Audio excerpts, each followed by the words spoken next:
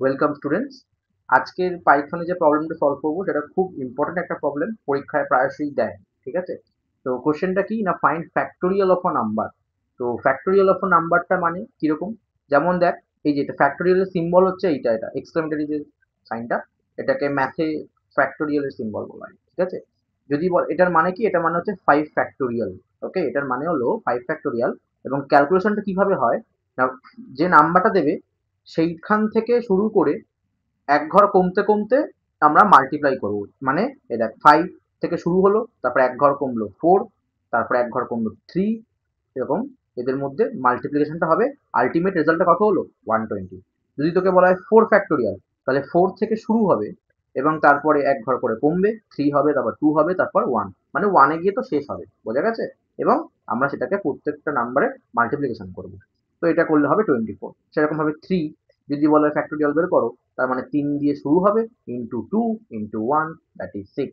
তাহলে এখানেও আমরা দেখতে পাচ্ছি লুপ তো কাজে লাগবেই, তাই না? তো ফার্স্টে n নামে একটা ভেরিয়েবল নিচ্ছি, যার মধ্যে আমি নাম্বারটাকে তুলবো। তো অবভিয়াসলি সেটা ইন্টিজার ভ্যালু হবে, তাই জন্য আমি কি করলাম, ইন্ট ইনপুট লিখে দিলাম।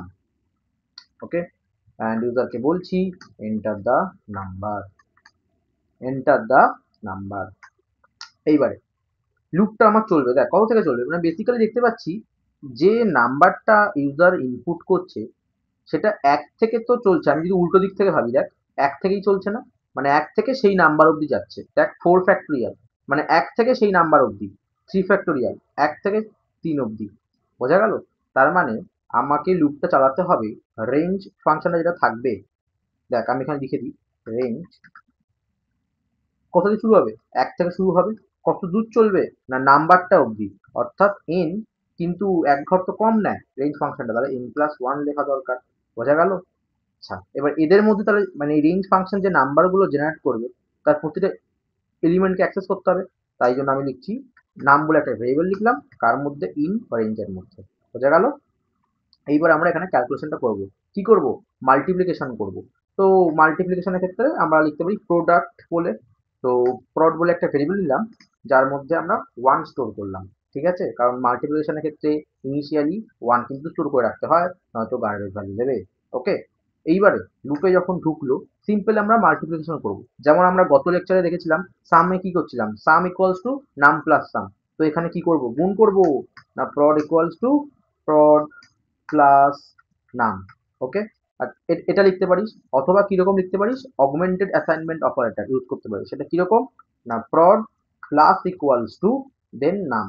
এটা মানেও একই ব্যাপার, সরি এখানে প্লাস হবে না, মাল্টিপ্লিকেশন হবে। সরি সরি, মাল্টিপ্লিকেশন, আমরা গুণ করছি, তাই না? তো এটা হবে। বোঝা যাচ্ছে? এবং এক সময় লুপটা থেকে বেরিয়ে আসবে, সিম্পল প্রিন্ট করে দেবো। তাহলে আমি এখানে প্রিন্ট এরকম ধরে প্রিন্ট করছি কি, ফ্যাক্টোরিয়াল অফ যে নাম্বারটা দেবে সেটা ইজ এত। তাহলে আমি এখানে এফ স্ট্রিং ইউজ করি, তো ব্র্যাকেট দেন এফ স্ট্রিং দেন কি বলেছিলাম, কোটেশন ইউজ করতে হয়। ঠিক আছে, তো কি লিখবো না, ফ্যাক্টোরিয়াল অফ, এবার যে নাম্বারটা দেবে ইউজার, তো এটাকে আমরা এরকম সেকেন্ড ব্র্যাকেটের মধ্যে এমবেড করি এটাকে। ঠিক আছে, মানে এন এর ভ্যালুটা এখানে চলে আসবে, ইজ ইকুয়ালস টু দিয়ে আমরা আবার কার ভ্যালুটা দেখাবো, প্রডের মধ্যে যে ভ্যালুটা থাকবে এর মধ্যে তো অ্যাকচুয়াল রেজাল্টটা থাকবে। তো এটাকেও আমরা এমবেড করে দেবো, এটা কি দিয়ে, সেকেন্ড ব্র্যাকেট দিয়ে। বোঝা গেল? অ্যাট লাস্ট আমরা কোটেশনটা শেষ, ব্র্যাকেট শেষ। তো এবার আমরা যদি এটা রান করি, এন্টার দ্য নাম্বার, আমি দিলাম 5, বলছে ফ্যাক্টোরিয়াল অফ 5 ইজ, বলছে ফ্যাক্টোরিয়াল 5 ইজ 120। Got it? আমি দিলাম let's say 4, factorial of 4 is 24।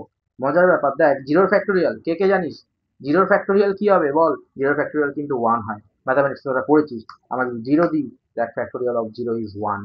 ঠিক আছে, কাজ করছে, কারণ আমরা পদের মধ্যে ইনিশিয়ালি 1 স্টোর করে এসেছি, ওটাই আমাকে এখানে বাঁচিয়ে দেবে। ঠিক আছে, তো প্রোগ্রামটা কিন্তু ইম্পর্টেন্ট, পরীক্ষায় প্রায়শই কোশ্চেন দেয়, তোরা প্র্যাকটিস করবি বাড়িতে। ওকে, তো থ্যাংকস ফর ওয়াচিং।